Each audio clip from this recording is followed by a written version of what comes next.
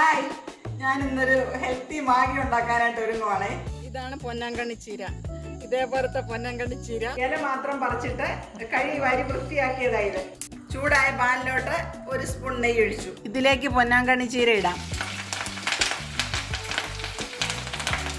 ഇല വരട്ടി കഴിഞ്ഞു. ഇനി ഇതിലോട്ട് ഒരു ചെറിയ സ്പൂൺ കുരുമുളക് പൊടി ഇട്ടു. ശകല ഉപ്പിട്ടു. കുറച്ച് മുളക് പൊടി ഇട്ടു.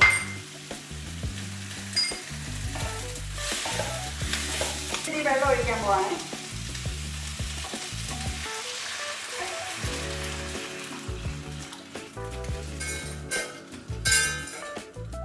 കുറച്ചു നേരം ഒന്ന് അടച്ചു വയ്ക്കാം. ഇതിലേക്ക് മാഗി ഇടുവാണ്. മസാലയും കൂടെ ചേർക്കാം.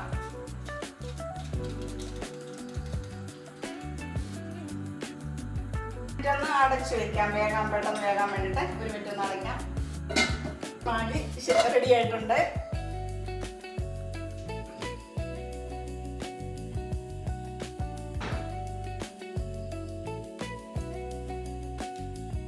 പാത്രത്തോട്ട് മാറ്റുവാണ്. സൂപ്പർ സൂപ്പാണിത്.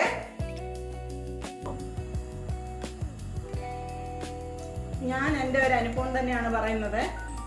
കുറച്ച് നാൾക്ക് മുമ്പായിട്ട് എൻ്റെ കണ്ണടിച്ചു പോയതുപോലെ എനിക്ക് തോന്നി. കാര്യം ഭയങ്കരമായിട്ട് മങ്ങലുണ്ടായി. ഞാൻ വിചാരിച്ചു കണ്ണടിച്ചു പോയെന്ന് തന്നെ വിചാരിച്ചു. പെട്ടെന്ന് എൻ്റെ മനസ്സിൽ ഓർമ്മ വന്നു, എൻ്റെ വീട്ടിൽ ഇഷ്ടംപോലെ പൊന്നാങ്കണ്ണി ചീരയുണ്ട്.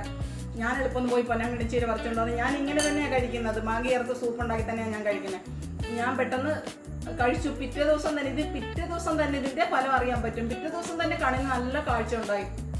ഇത് എന്നൊന്നും കഴിക്കണ്ട, മാസത്തിൽ 1 പ്രാവശ്യം കഴിച്ചാൽ മതി. നിങ്ങൾ ട്രൈ ചെയ്യണം, സത്യമായ കാര്യമായിട്ട്.